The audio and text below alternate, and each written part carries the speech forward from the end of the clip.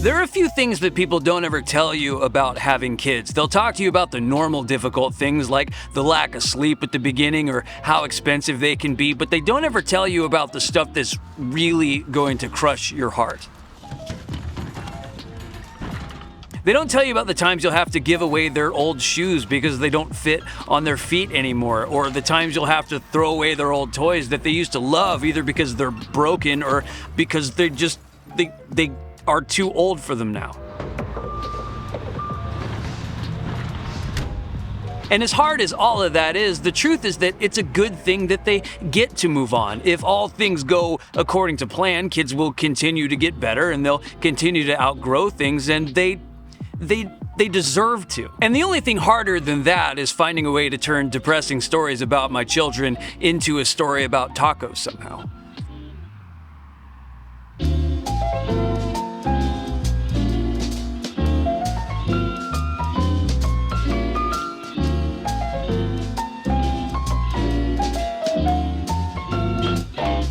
Every city has a downtown. Some of them are more vibrant and some of them aren't. Sometimes it's the beating heart that defines a community. Where I am right now is one of the most active areas in town, and by active I mean it's where Target is. It's right over there, but it's not downtown. What we call downtown is like 5 or 6 miles over that way, and as we've grown as a community, for better or worse, we've all just kind of moved on to something new, kind of like the way that children move on from their tiny shoes and little sweaters that they wore when they were babies. And that, my friends, is how you force a segue.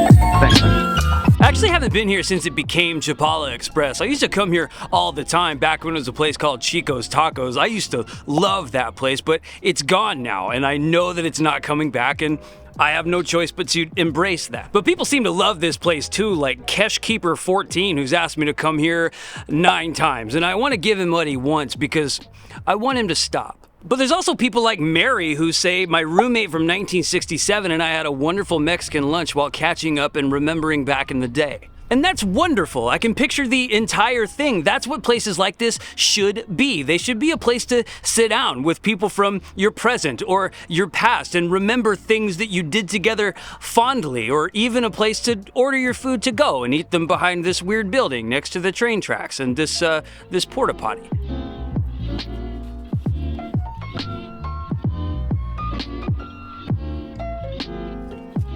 Are they the best tacos in town?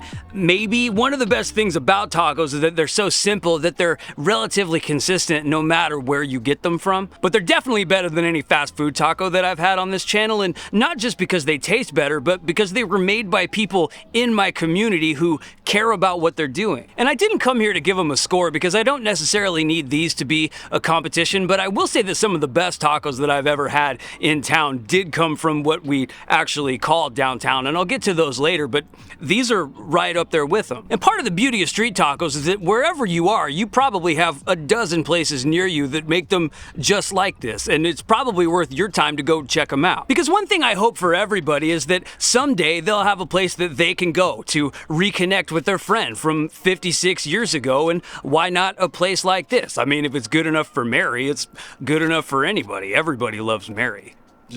We should all be more like Mary.